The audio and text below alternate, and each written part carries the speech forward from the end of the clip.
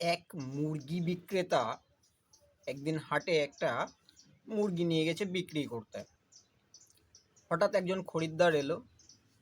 খরিদ্দার এসে জিজ্ঞাসা করছে, মুরগিটার দাম কত? মুরগি বিক্রেতা বলছে 300 টাকা। তখন খরিদ্দার বলছে যে, এইটুকু মুরগির দাম 300 টাকা? বলছে, হ্যাঁ, নেবেন তো নেন, না নেবেন না নেন। আচ্ছা ঠিক আছে, 300 টাকাই দিব, কিন্তু তোমার মুরগিটা ঝিমাচ্ছে কেন?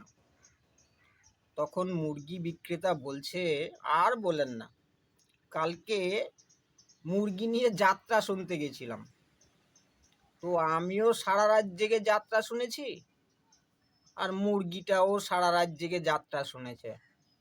মুরগিটারও ঘুম হয়নি, আমারও ঘুম হয়নি, তো আমি তো কোনো রকম করে মুরগি বেচতেছি।